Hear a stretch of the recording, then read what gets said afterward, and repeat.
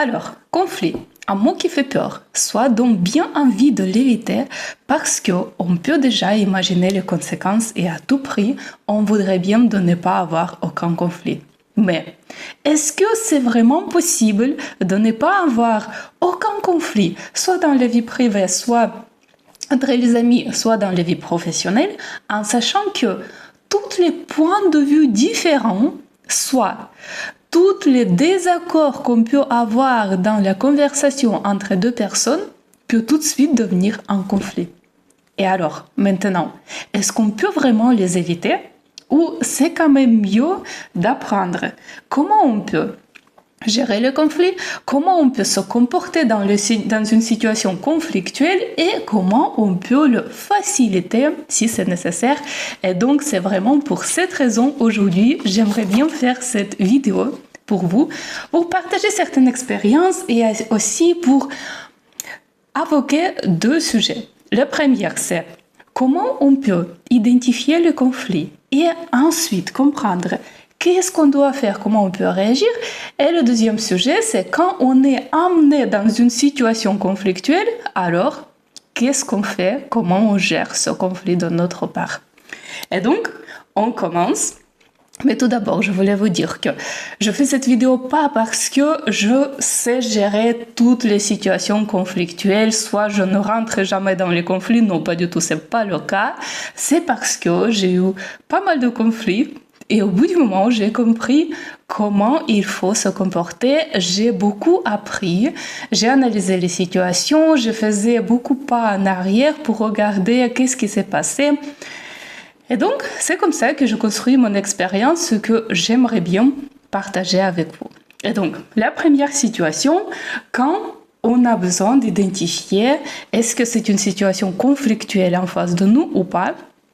Et donc, la première chose, comment on peut déjà comprendre et identifier, c'est que on voit la situation et je vois que je ne suis pas d'accord.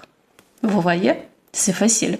Donc, dès que je ne suis pas d'accord avec quelque chose, en parlant avec quelqu'un, là, ça peut déjà être le premier signe. Deuxième chose, je veux répondre très rapidement. Là aussi, ça fait une deuxième alerte que, attention, fais vraiment attention parce que peut-être on arrive dans une situation un peu délicate, donc conflictuelle. Et la troisième chose, je sens des émotions qui ne sont pas habituelles. Ça veut dire qu'elles ne sont pas complètement positives, elles ne sont pas complètement négatives, mais les émotions qui me dérangent, qui sont un peu différentes. Et là, voilà, c'est trois alertes assez importantes qui peuvent nous donner le signe qu'on est devant la porte d'un conflit. Et maintenant, comment je dois mieux gérer, comment je dois me comporter pour bien réussir à gérer cette situation potentiellement conflictuelle. Et là, j'ai préparé 7 points que, bien évidemment, j'ai testé, ça marche et ça peut aider. Donc, la première chose, qu'est-ce qu'on peut faire, c'est je respire. C'est très simple. Donc, il faut prendre le temps, on respire, on essaie de comprendre qu'est-ce qui se passe pour voir au mieux. Deuxième chose, je comprends que je suis en situation délicate, donc c'est-à-dire potentiellement conflictuelle.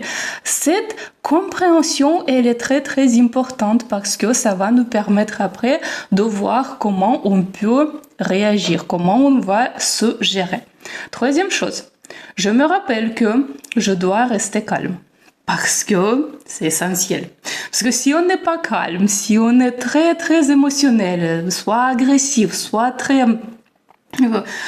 on répond assez rapidement, ça peut empirer la situation. Donc, il faut rester calme. Déjà, 2 premiers points, ils vont nous aider à rester calme. Donc, je comprends ce qui se passe, je vois dans quelle situation je suis, je me rappelle, alors je reste calme. Quatrième chose, je garde une attention positive vers mon interlocuteur. Oui, je sais, quand on n'est pas d'accord, soit quand la situation est très délicate, soit quand quelque chose ne nous plaît pas, c'est très difficile de rester positive vers les personnes avec qui on est en train de parler, soit en train de rentrer dans le conflit. Mais c'est important. C'est vraiment très important d'avoir cette attention positive, donc de s'entraîner, de construire, de se forcer, garder cette attention. Vous voyez, attention, c'est comment on pense vers cette personne. Chercher quelque chose de positif dans cette situation et garder ça, parce que si c'est à l'inverse, alors ça va pas du tout nous aider. Ça va encore beaucoup plus empirer la situation parce que ça va sortir par l'extérieur si on a une intention négative. Et ça va vraiment beaucoup compliquer la vie dans cette situation pour nous et pour notre interlocuteur. Donc, on essaye de garder intention positive vers cette personne. La cinquième chose, c'est que avant de répondre, parce que j'ai déjà fait beaucoup de choses, beaucoup d'efforts de mon côté pour mieux gérer, je peux encore faire quelque chose, ça veut dire de garder une pause entre 3 et 5 secondes avant de répondre. Parce que toutes les choses qui étaient avant, c'est vrai que quand j'explique, ça fait impression que ça prend beaucoup de temps, mais en vrai, ça ne prend pas beaucoup de temps, ça passe comme ça à la volée. Donc, c'est pour ça que ça va passer très rapidement, mais si on sait le gérer, ça va nous beaucoup aider. Et donc, la cinquième chose, c'est garder cette pause entre 3 et 5 secondes avant de répondre parce que ça permet à notre cerveau de se calmer, se reposer, réfléchir, prendre en compte les différents détails et construire une réponse, soit commencer un dialogue complètement différente si on l'a fait tout de suite en volet sans réfléchir, sans prendre en compte tous les points qui étaient avant. Et ça, c'est super important. Je vous vraiment conseille de l'essayer et vous verrez comment ça marche et comment ça crée des miracles. Sixième chose, je commence par parler. Donc voilà, c'est au sixième point que je commence juste à parler parce qu'avant, je faisais plein d'analyses dans ma tête. Et donc, quand je commence à parler, qu'est-ce que je fais? Tout simplement, je parle de la situation, ce qui se passe, de le dialogue, des faits, des différents objectifs. Je parle aussi de mes émotions, de mes ressentis. Mais de quoi je ne parle pas du tout, je ne parle pas de mon interlocuteur. Je ne dis pas que c'est ta faute, t'as fait ça, si, non. Je parle vraiment des objets, des faits, des situations, des émotions pour construire un dialogue constructif dans cette situation. Donc voilà, ça c'est vraiment le point clé. On ne parle pas de notre interlocuteur. On ne s'adresse pas, c'est comme sa faute. On parle de la situation pour adoucir ce qui se passe. Et aussi, maintenant, la septième chose, c'est quelque chose, c'est comment joker. Qu'est-ce qu'on peut faire? Ayant cette situation conflictuelle, le début, on peut même se permettre et dire que, tu sais quoi, je préfère prendre une pause. Je sais pas, je reviens vers toi dans 1 heure, cet après-midi ou le jour suivant, parce que je veux bien réfléchir, comprendre et venir vers toi avec une conversation constructive. Et là, j'ai besoin de temps parce que actuellement, en ce moment, je ne peux pas le faire. Et vous savez quoi? Vous avez le droit de le faire. Et ça va vraiment beaucoup aider dans cette situation pour résoudre constructivement cette situation conflictuelle. Donc voilà, on fait une petite récapitulative de tout ce qu'on a dit. Première chose, c'est comment identifier qu'on est dans la situation conflictuelle. Il y a 3 choses simples. Je sens que ça ne me plaît pas. J'ai trop envie de répondre. Et troisième chose, je ressens les émotions qui sont différentes de ceux qui sont positifs, soit calmes, soit normales. Voilà. Maintenant, qu'est-ce qu'on va faire? Et il y a 7 points. Première, je respire. Deuxième, je comprends dans quelle situation je suis. Troisième, je reste calme. Quatrième, je me rappelle que je dois garder l'attention positive vers mon interlocuteur. Ensuite, cinquième, je prends la pause entre 3 et 5 secondes avant de répondre. Sixième, je réponds en parlant des faits, des objectifs, des situations, des émotions, etc. Mais je ne parle pas de mon interlocuteur. Et le point numéro 7, Joker, je peux prendre la pause et retourner vers mon interlocuteur plus tard quand je vais avoir une idée comment résoudre cette situation conflictuelle. Donc voilà, j'espère beaucoup que ça va vous aider. Et maintenant, on passe dans une autre situation dans laquelle on est amené dans une situation conflictuelle déjà. Pourquoi? Parce que ça peut nous arriver que quelqu'un vient vers nous avec... c'est difficile de dire c'est envie de faire le conflit, mais c'est quelque chose qui peut amener très rapidement vers le conflit parce que quelqu'un n'est pas content de quelque chose. Et donc, comment on peut réagir dans cette situation pour ne pas créer une situation dangereuse et très très conflictuelle. Et donc voilà, il y a 5 astuces, 5 techniques que vous pouvez utiliser. Donc on imagine très bien, il y a quelqu'un qui est venu vers nous, exprimer et comment s'exprimer ses besoins qui sans être conflictuels. Première chose qu'on doit faire, c'est juste écouter.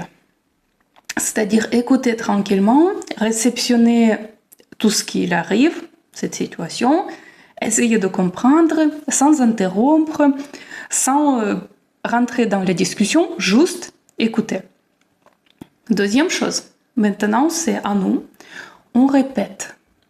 Pourquoi on répète? C'est parce que on a reçu les informations, maintenant on a besoin de communiquer à notre interlocuteur pour lui faire comprendre est-ce que c'est bien, on a bien compris ce qu'il a voulu nous dire, ce qu'il a signifié cette discussion. Et là, on fait la répétition et à la fin, on peut même poser la question, est-ce que tu peux me confirmer que c'est bien ça ce que j'ai compris, c'est bien ça la situation, ce qu'on est en train de résoudre, que ma compréhension est bien alignée avec tout ce que tu as dit. C'est très très important parce que ça permet aussi de donner un moment de stabilité dans lequel on va s'aligner et un tout petit peu s'éloigner de situations conflictuelles parce qu'on est en train de discuter. Troisième chose, s'excuser. Je comprends, c'est très bizarre, comment ça s'excuser, pourquoi, je suis pas coupable, c'est quoi cette histoire? Je sais. S'excuser, c'est important dans cette situation et on n'a pas besoin de s'excuser de quelque chose qui s'est passé, on peut juste s'excuser de la situation, ce qui est en train de se passer. Vous voyez, c'est rien. Par contre, c'est quelque chose qui est assez magique parce que cet effet va créer aussi, désolé de la tautologie, un effet pour notre interlocuteur qu'il est compris. Et qu'enfin, on est orienté vers lui positivement. Donc, ça va calmer la situation et ça va ouvrir la porte vers la discussion. Et maintenant, quatrième chose, c'est là où on peut s'exprimer.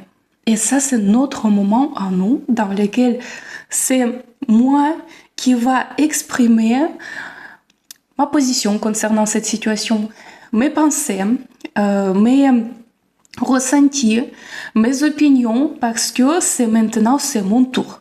Et donc là, je vais l'utiliser de la meilleure façon pour faire comprendre à mon interlocuteur comment ça agit sur moi cette situation. Avec les détails de résoudre le conflit, etc. Et maintenant, le point numéro 5, très intéressant, qu'est-ce qu'on fait? On patiente. Il faut patienter. Oui, parce que le résultat, le compromis peut venir pas rapidement, pas tout de suite. Ça peut venir plus tard. Et donc, pour être capable d'identifier que ça vient plus tard, il faut juste patienter. Il faut donner le temps à notre interlocuteur de réceptionner tout ce qu'il a entendu, réfléchir, comprendre est-ce qu'il est d'accord ou pas d'accord, encore peut-être revenir vers nous, mais pour tout ça, on a besoin de patience. Donc voilà, 5 techniques. Comment gérer le conflit quand ça arrive vers nous? C'est la première, écoutez. La deuxième, répéter. La troisième, s'excuser. même si on peut ne pas être d'accord avec ça, mais on peut s'excuser sur la situation. Quatrième, s'exprimer. Et le cinquième, patienter. Et donc, vous verrez que ça crée de la magie aussi. J'espère que cette vidéo a été utile. Vous avez reçu plein d'informations intéressantes que vous pouvez utiliser dans votre vie et professionnelle et personnelle. Savoir bien gérer les conflits, sortir avec le succès de toutes les situations conflictuelles et vivre mieux. Alors, je vous souhaite beaucoup de courage. Merci beaucoup pour votre attention et à bientôt.